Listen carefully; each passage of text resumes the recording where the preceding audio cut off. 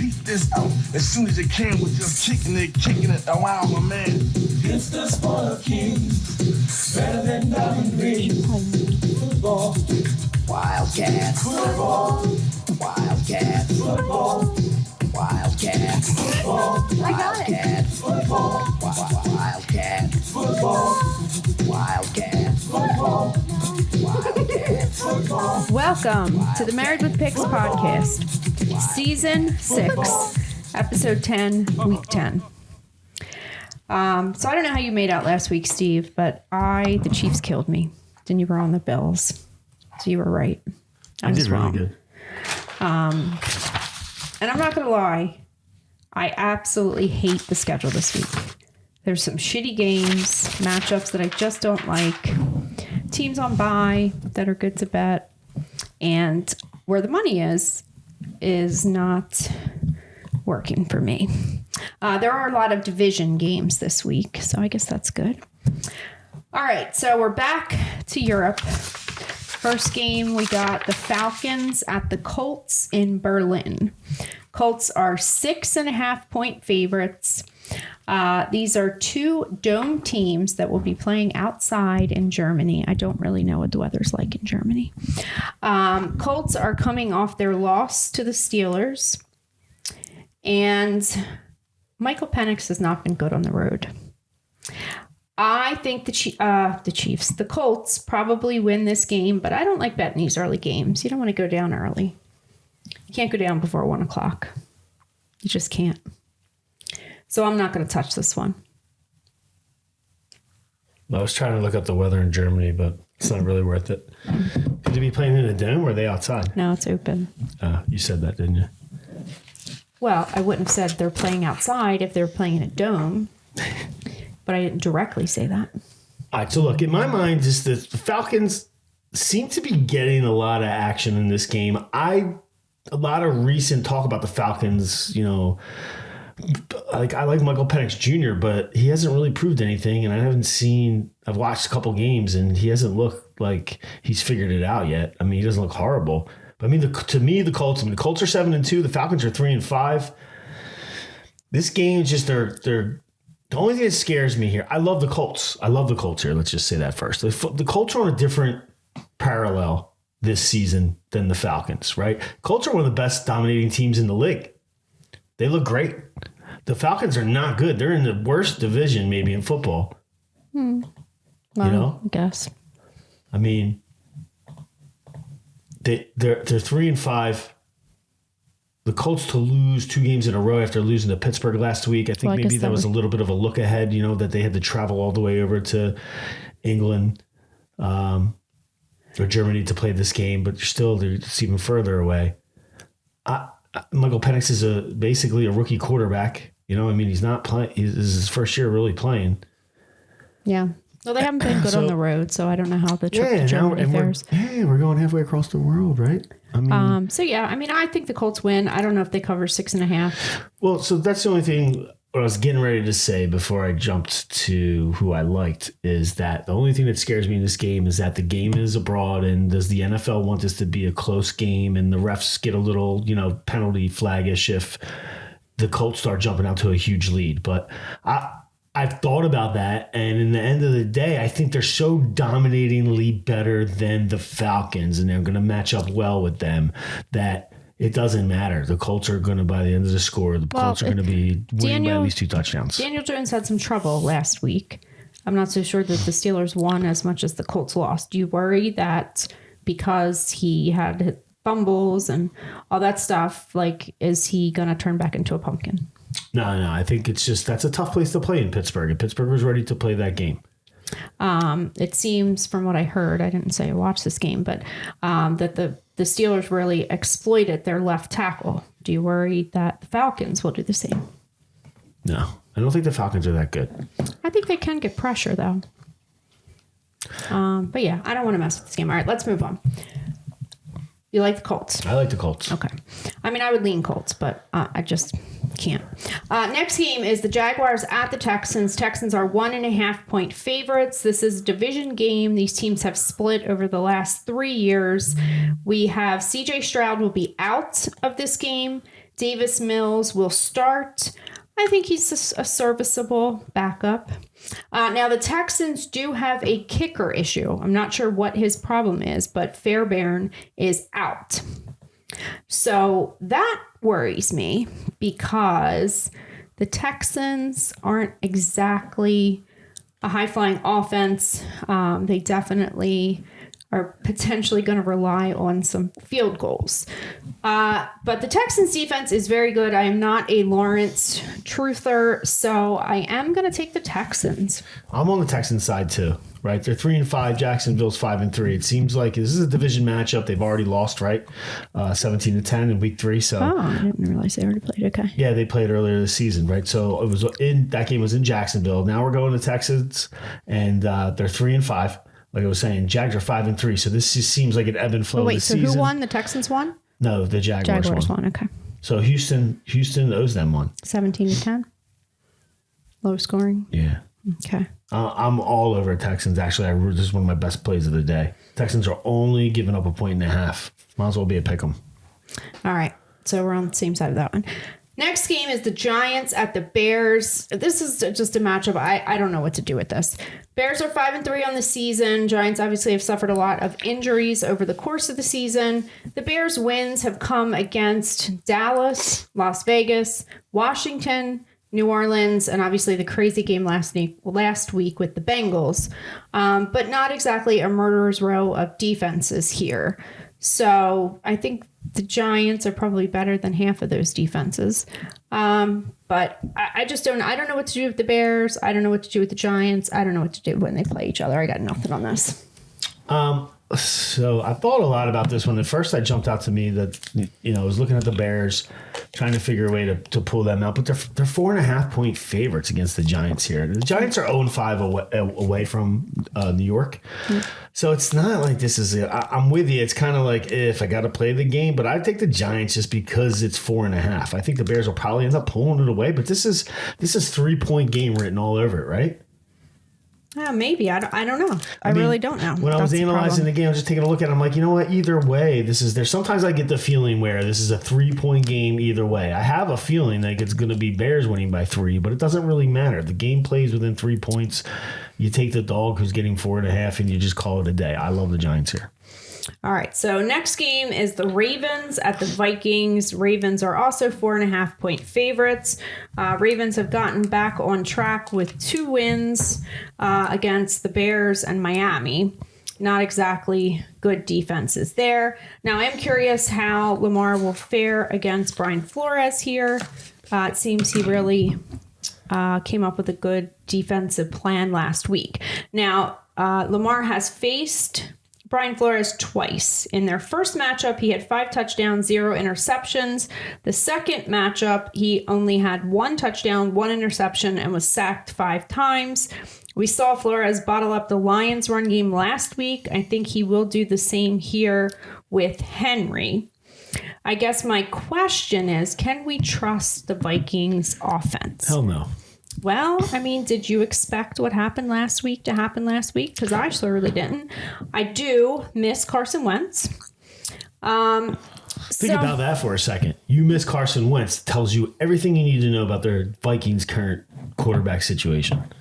Well, the whole thing is bizarre because they played Carson Wentz in all these games. I'm not really sure what was going on with J.J. McCarthy. There was speculation that they just didn't want to throw him out there, but obviously Carson Wentz didn't fare very good. And then this guy comes out. He was hurt. That's what they came out with, that Carson Wentz got hurt. Well, and they let him playing through the injury. Yeah, and they let him play. Why didn't they play J.J. McCarthy? Because he was hurt too. Well, I don't know that he was. I don't know that he was. I mean, he was either. the backup. Well, because the point is J.J. sucks. So he's not an NFL quarterback. Does that mean you're taking the Ravens? Hell yeah, I'm taking the Ravens all day in this one. The Ravens are starting to get back on stride. Lamar's back, right? He got that rust off last game.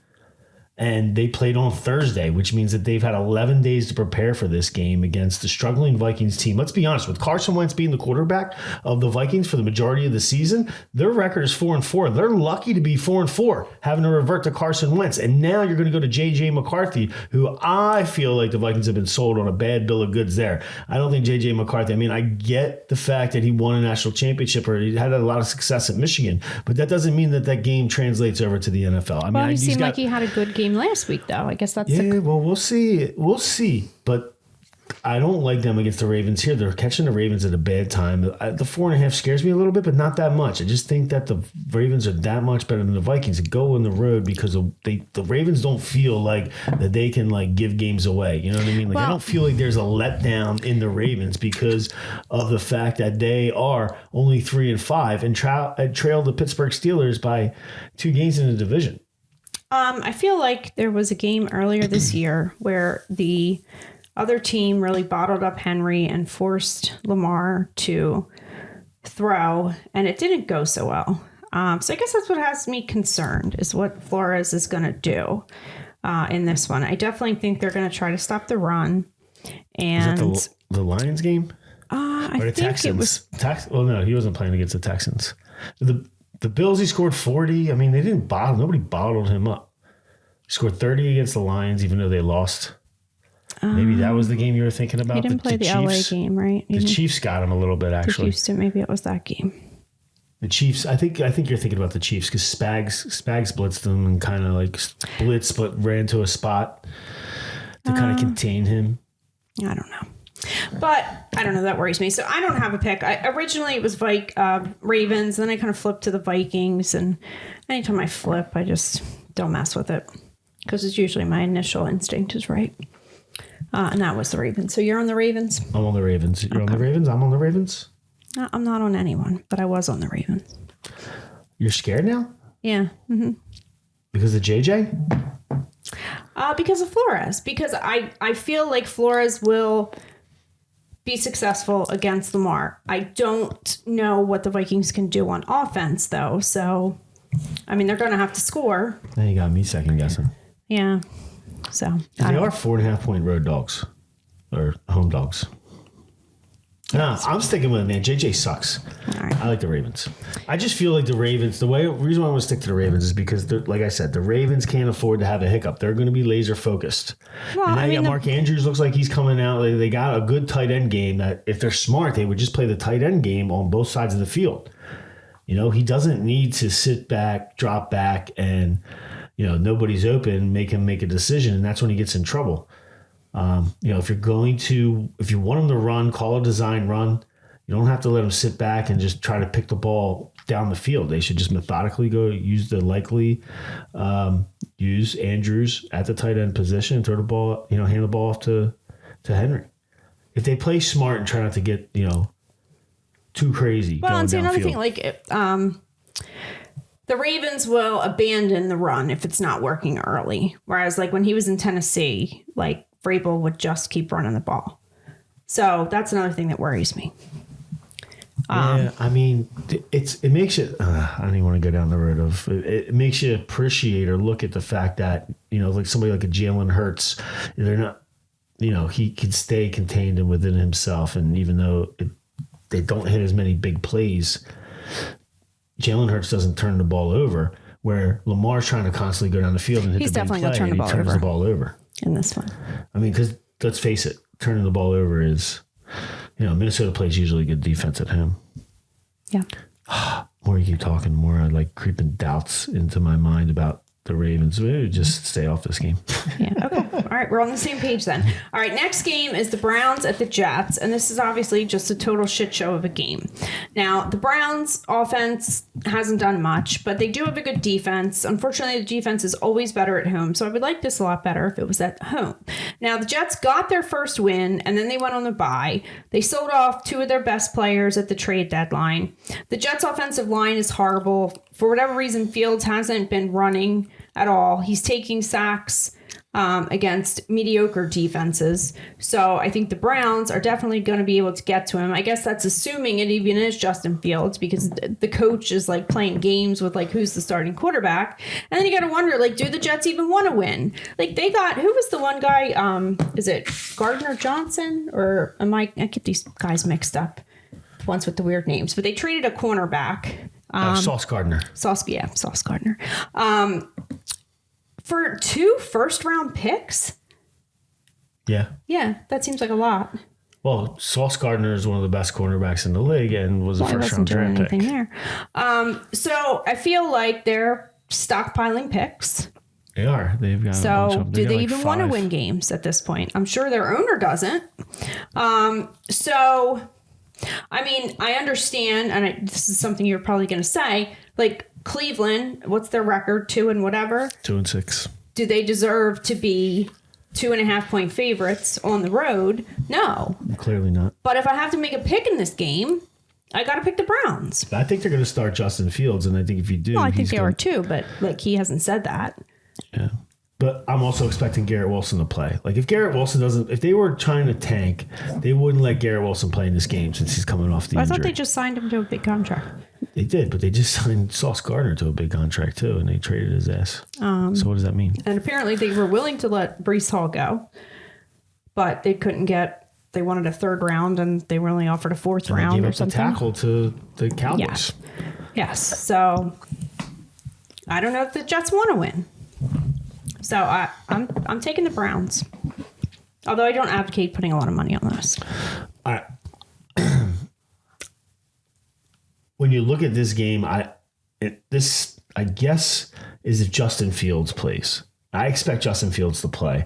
I expect Garrett Wilson to play as well at the receiver position. Mm-hmm. And with Bryce Hall, they've got a good enough offense that they can score points on the Browns.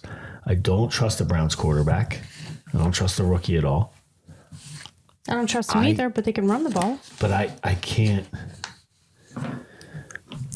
The Jets are 2.5-point dogs to the Browns at home. It's just wrong. This is I don't disagree that it's wrong, but this is a Jets win. I think it's a Browns win.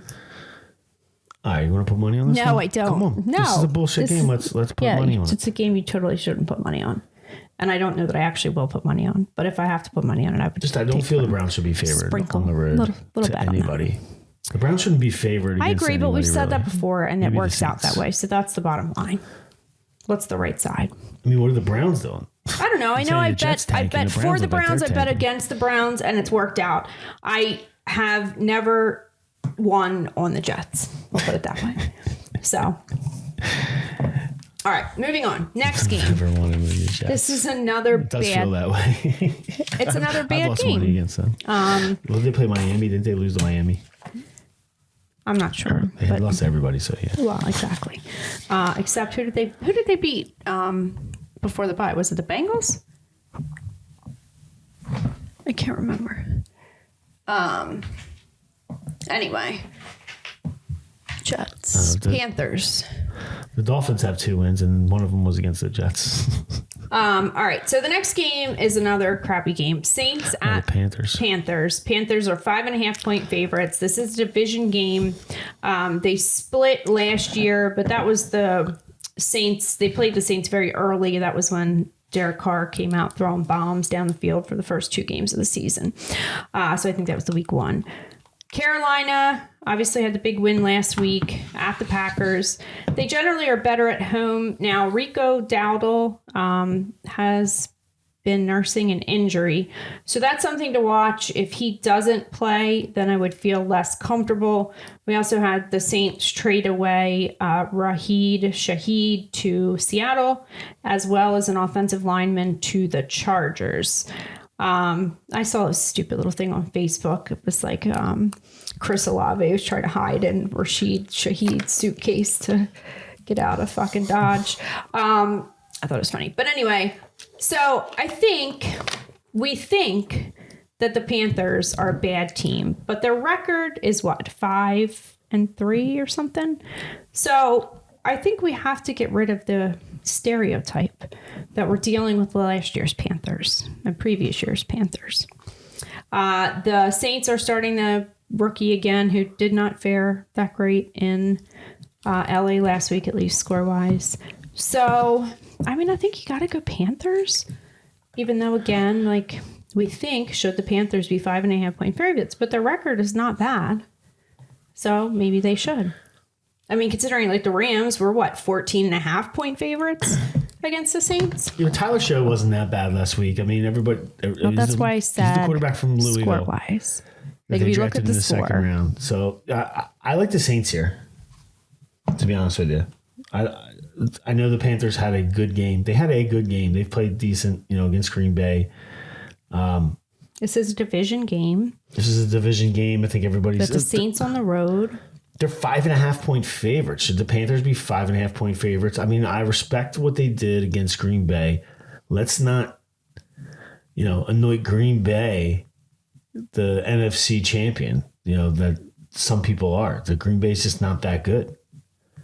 Oh, they're pretty good. Neither are the Panthers. We'll see. Well, yeah, we're going to see. We'll get to that one. We're going to see. We're going to see. We're going to see. Okay. We'll talk later. Well, what happens I like the Saints here. if a team that you don't think is close. good beats a team that game. you think is good? Then does that make them good? Let's stick with this one. This is a 3-point game. Okay. Again, I'll go back to the 3-point game theory. Take the points. Carolina should not be 5.5-point favorites. I know you're going to want to bet Carolina, just like she's talking about. You're going to want to do it. Don't do it. Take the Saints. Don't watch the ticker. Just cash in at 4 o'clock. I'm not saying I'm actually betting this, but Saints. I don't advocate betting bad teams. Yeah. This is a bad game. Let's move on. Let's be clear. At least it gets better. So next game is the Bills at the Dolphins. The Bills are 9.5-point favorites. This is the division game. The Bills have absolutely dominated this matchup over the course of history. Josh Allen is 14-2 against the Dolphins. Mike McDaniel is 1-7 against Josh Allen. These teams played back in week 3 in Buffalo. It ended up with a final score of 31-21, although there was a very suspect kick by Matt Prater. I believe it was towards the end of the first half that it was like 38 yards, and the minute he kicked it, you knew it had zero chance of going through. And that 3 points was the difference on the spread, on the total, on everything. So now, this is one of these matchups that I love to bet. I love to take Buffalo against the Dolphins. Okay?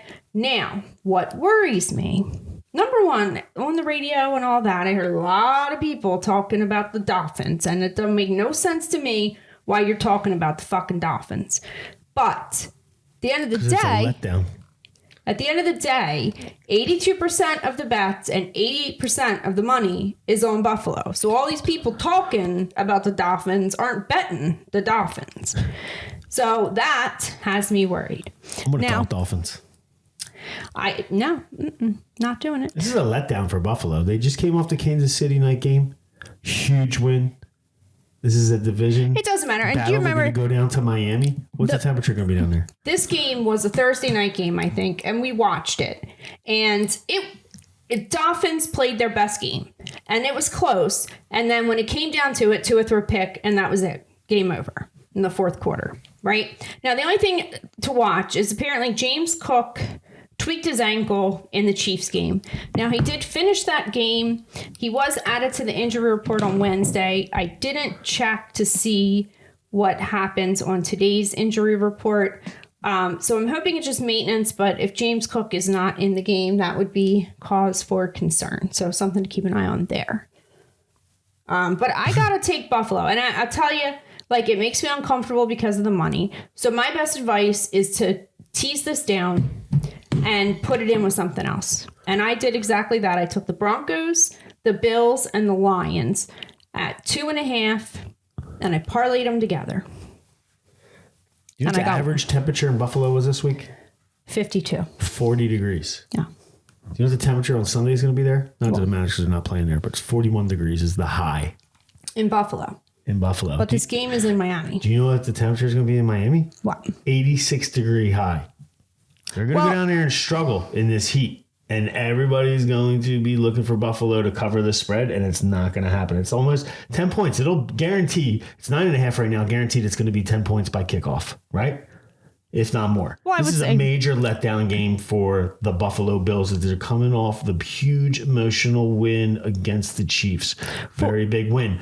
They're still chasing New England at the top, but I think that this is going to be a win. This is a division game. They're not going to cover. Okay. I like the Dolphins. I like the Bills. I know I won't bet you on it. I like the Dolphins. All right. Next game is the Patriots at the Bucks. Bucks are coming off the bye. Patriots coming off 6 straight wins. Now, we said it last week. They're due for a loss. They didn't cover, but they didn't lose. Now, this is Todd Bowles versus a rookie quarterback. Well, I guess he's not technically a rookie, but second year, young quarterback. And I think that Todd Bowles is going to try to stop him from running, which is a big piece of his game. So now Bucky Irving is still DNP as of Thursday. I did not check. He's out today. Okay. And Chris Godwin also. I don't know if he matters. They are getting, it sounds like their tackle, Luke Godeke. I have no idea how you say that last name, who has been out since week 2.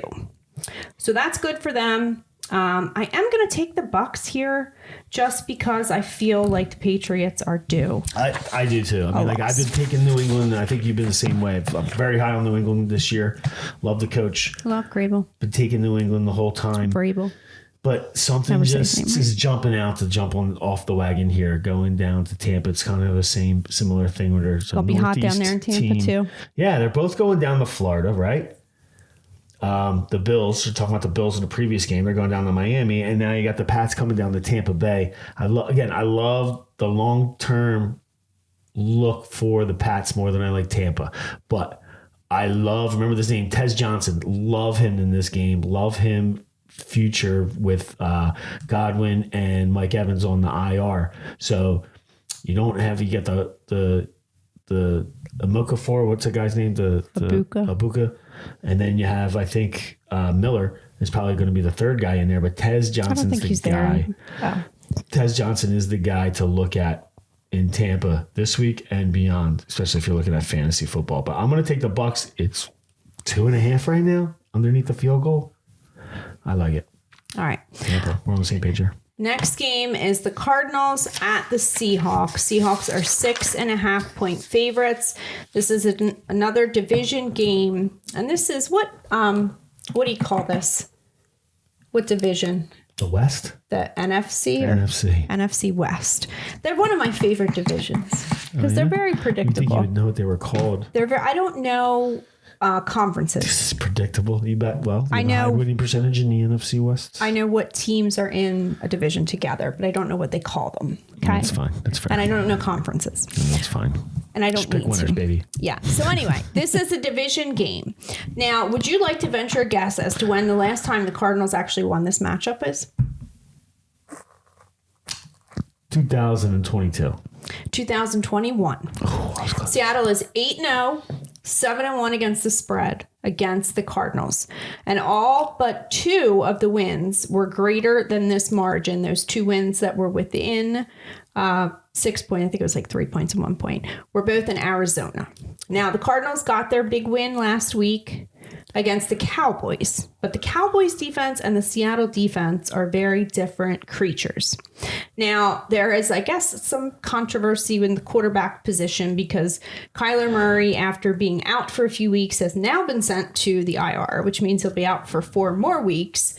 But I guess the coach was saying that Jacoby Brissett was going to be the starter before Murray went to IR, so it's a little bit strange. But anyway, I got to follow history, and I got to take Seattle. Yeah. Yeah. I like the other side here. I like the Cardinals. I think this is, again, another letdown. I'm using the term letdown a lot. There's a couple of these games, like 3 of these games that I've circled as letdown games for this week based off of what they did last week. Yeah, we said that last week, though, with Seattle. It didn't work very well. Yeah, well, Seattle, it's going to happen now because it's Monday Night Football letdown from last week. Okay. Not a lot of Cardinals action, but I just don't think we should be anointing Jacoby Brissett the savior. No, and I don't think anybody is, but I do like them. Arizona's 7-3 against the spread in their last 10, so they've been close games. But they're 5-0 against the spread in their last 5 games on the road. Did you know that? But what teams did they play? Okay, I don't know the exact teams, but they're 5-0 in their last 5 on the road. We're going into a Monday night letdown for the Seahawks. This is a good spot for Jacoby Brissett to keep the game close. He looked decent and moved the ball last week. I'm all over. I actually like the Cardinals a lot here. I think it's a 3-point game. Okay. All right. And then the next game is the Rams at the Niners. Rams are 4.5-point favorites. This is the same division. And if you've ever watched the podcast before, you know that this is my favorite matchup to bet historically. Now, Shanahan, over the course of history, has owned McVay. I think last year it kind of went against me, potentially both matchups. But they did play earlier this year. It was a Thursday night game after San Francisco had suffered a lot of their injuries. The Rams were heavy favorites going into that game, and San Francisco won. So I am going to stick with history, and I'm going to take the 49ers, and I love the fact that I'm getting 4.5. Well, I'm going to go on the other side. The Rams are 9-2 against the spread in their last 11 games. It's pretty damn strong. I know that the matchup favors the 49ers, but it's going to break through eventually. I think this is the one. Puka Nacua looks like he's going to play. I expect a big game out of him this week against the 49ers. The 49ers secondary is looking very suspect. They struggled against that Giants team without Cam Scatterbo. They did win the game, but I don't think they did. I felt like that they did not play well on defense. I like the Rams here. They're getting 4.5 points in this division matchup. I mean, there's a lot. I don't want to say it, but I'm going to say it. I just said it last game, and I said it for a couple of 3-point game. It's a 3-point game. There's no way. Well, if it's a 3-point game, that works against you, honey. Sorry. Hate to break it to you. Wrong. The Rams are. Yes, the Rams are favored. But and do you know that the favorite in this matchup is 1-14? I like the Rams. You like Sean McVay? 4.5. I do. Okay. Take the 4.5. So, but you know, if it's 3-point game, you lose. Yeah, I know. I was looking at the wrong game. Okay. All right. So we're on different sides of that one. Next game is the Lions at the Commanders. Lions are 8.5-point favorites. Lions off the loss to the Vikings. And so the Lions in division are kind of screwed so far, right? Because they lost to the Packers and they lost to the Vikings. Now I think we were both on the Commanders last week, and we watched that game. That was the Sunday night game? Yeah, it was so bad. And you knew immediately for the first 2 drives, because Washington could not stop Seattle and they could not move the ball. So and then obviously they lost Jaden Daniels in that game. Now, that's the big problem. And the commentators had said it, and I heard them say it on the radio too, that the Commanders can't get pressure without blitzing, but they can't blitz because if they blitz, they're leaving their corners on an island, and they can't do that because their corners suck. So essentially, they can't get pressure. So I think you got Lions coming off a bad loss. Campbell and Goff, after a loss, 21-8. They have won 12 straight after a loss. They do have some O-line injuries, but the Washington defense is so bad. It's very close to being a situation where you say there's no way, based on what we've seen from the Commanders and what we know of the Lions. And then that's what makes me worried. And I will mention that the Commanders did beat Washington in the playoffs last year. Now, obviously, probably a healthier team, but so I don't like, and then we have 85% of the bets and 83% of the money on the Lions. That worries me. So again, my solution is to bring this number down to 2.5 and put it in with something else. So you're going to tease the lines down, take the lines. Well, I alt-lined it. All right. 2.5. I mean, this is a worrisome game because everything points to the Lions. The money's on the Lions. The bets are on the Lions. You know, like you said, over, close to 90% of the action is on the Lions. It's Marcus Mariota. Do you want to put your money on Marcus Mariota and the Commanders? But this is one of those games where everybody is on the one side, and you should seriously consider taking the Commanders based off the fact that... Did you just kick the camera? I did. No, I just shook my head really quick. But instead, I mean, we saw the Commanders like 2 weeks in a row in microphone. In primetime games look horrible. Absolutely horrible. Did you just bump into the microphone? No. You're like this. Jump back. Did I? So I don't know how you can possibly take the Commanders. I really don't. I don't know how you can either, but when it's all lined up, like I like Detroit too. Like I'm just telling you to be careful because everything points to the Lions, and when it does, it usually goes the other way. But who knows? I mean, the only thing you can say is that the Lions are on the road. That's a dome team coming, halfway across the country. Well, I mean, but then the other thing, like the Lions don't take their foot off the gas, so I don't think you have to worry necessarily about like a garbage time thing. So, but could you worry about them? At least in the first half, going for them on they have a propensity to go for it on fourth down a lot, and they don't get it all the time. So if they get into a rut where they go for like maybe 2 or 3 fourth downs because they get stalled and don't get it, does that open up the door for the Commanders to? It's also a short week for the Commanders, right? Because they played Sunday night. Yeah. I mean, under no circumstances do I want to make a case for taking the Commanders here, right? But they're 2-2 at home. It's just be careful. You're gonna have what's going to happen Sunday, and a lot of people are going to try to make up for maybe some 1:00 misses, and be careful in that scenario. And you're looking to make it up on the Lions. Yeah. Just be careful. Yeah, I don't know. All right. Then the next game is the Steelers at the Chargers. This would be Sunday night. Chargers are 3-point favorites.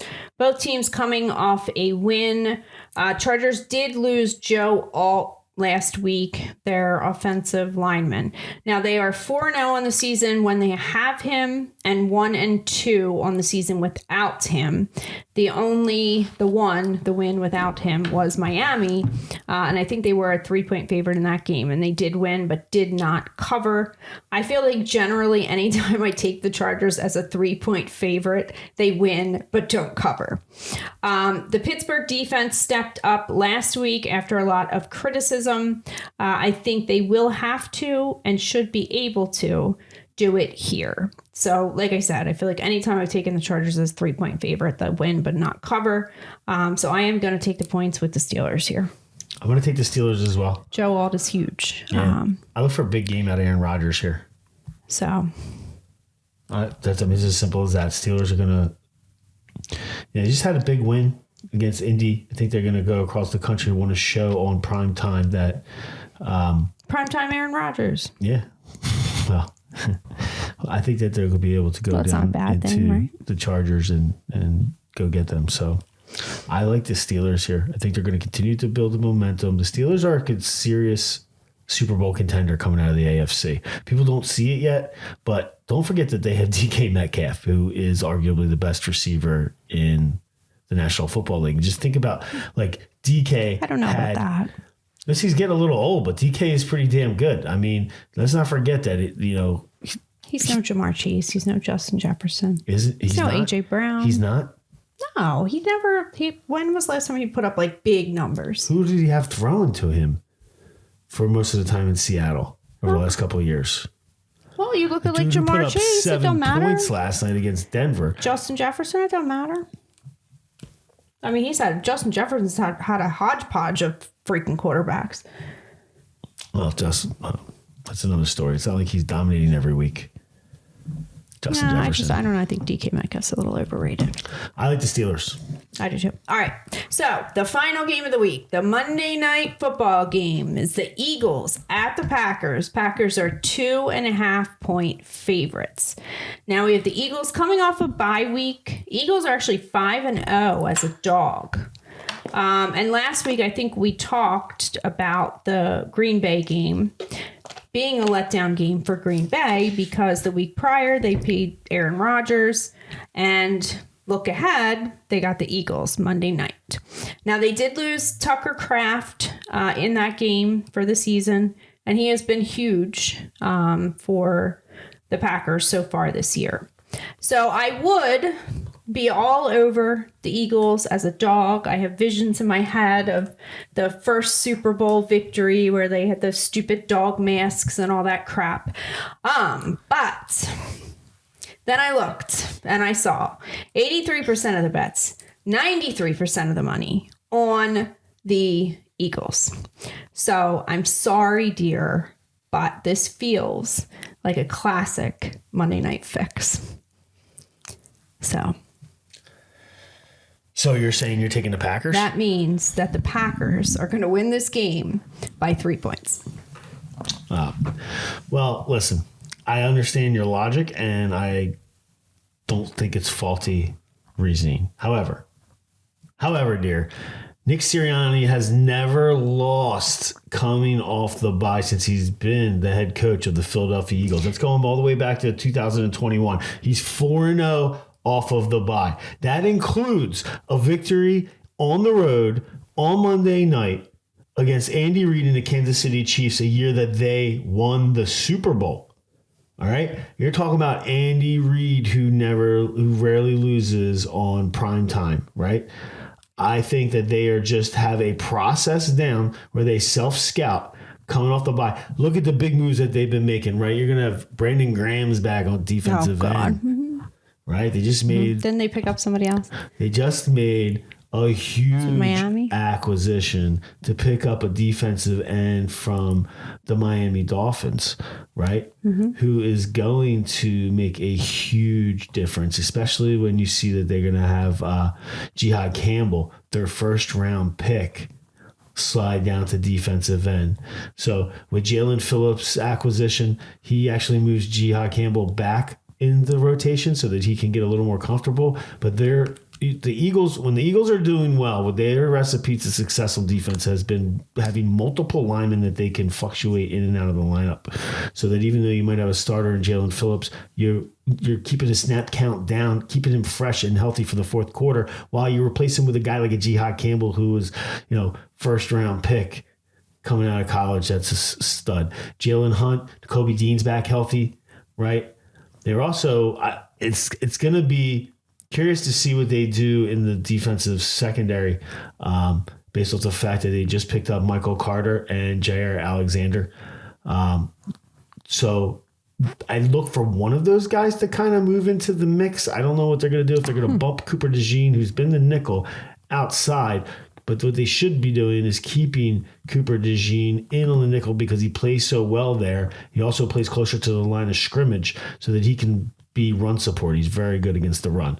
So I would really look for Michael Carter or probably a Jair Alexander to move into that opposite role of cornerback against Quinyon Mitchell. But I think the Packers are a fraud now, especially without Kraft. Kraft is going to be a big loss for them, losing him out for the year, like you said earlier. The tight end was integral in their pass game under Love at quarterback. Yep. So I know what you're saying about 90% of the money being on the Eagles, but I think with a 4-0 record of Nick Sirianni and the way that they are able to self-scout, as I was saying, to see where, meaning they're able to scout themselves to see where they would exploit to try to, improve that strategy of the game. So a lot to look forward to for the Eagles defense in week 11. Exactly. All right. So that'll do it for us for week 10. If you're watching, remember to like and subscribe, and we'll see you next week. Peace out.